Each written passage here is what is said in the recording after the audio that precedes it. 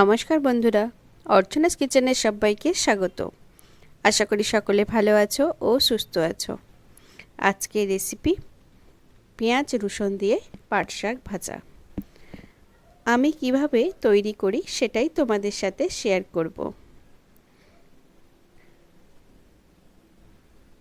প্রথমে কড়ার মধ্যে দিয়ে দেব পরিমাণ মতো সরিষার তেল।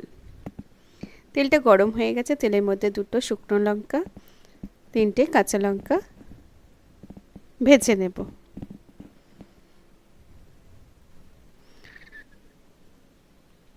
লঙ্কাগুলো ভাজা হয়ে গেছে, এবার দিয়ে দিলাম রসুন কুচি।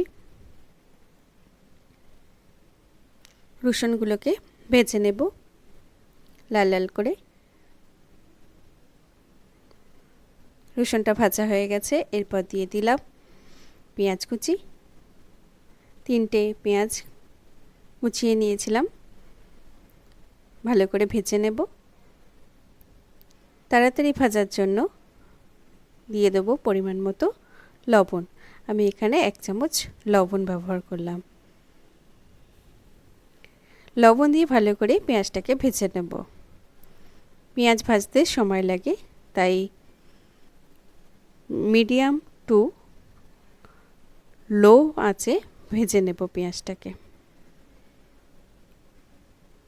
দেখো পেঁয়াজটা লাল হয়ে গেছে।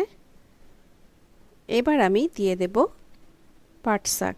পাট শাকগুলোকে আমি ছোট ছোট করে কেটে নিয়েছি বটির সাহায্যে।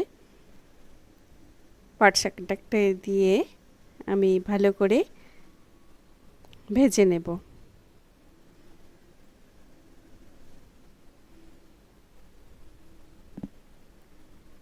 পাট শাকগুলোকে আমি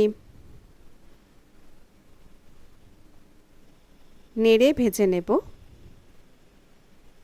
লো আঁচ কখনো কখনো হাই আঁচ দিয়ে ভেজে নেব।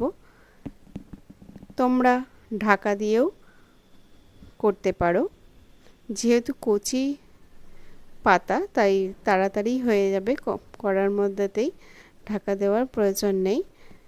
তোমরা অনেকেই জল দিয়ে সিদ্ধ করে রান্না করো, আমার মনে হয় ঢাকা দিয়ে করাটাই ভালো। এরপর দিয়ে দিলাম অল্প পরিমাণে সরিষার তেল, দিয়ে ভালো করে ভেজে নেব। জল দিয়ে সিদ্ধ করে পাট শাক ভাজলে স্বাদটা ভালো হয় না। জল ছাড়া পাট শাক ভেজে দেখতে পারো, খুব সুন্দর খেতে হয়। দেখো পাট শাকের কালারটা পরিবর্তন হয়েছে, কালো কালো রং হয়ে গেছে।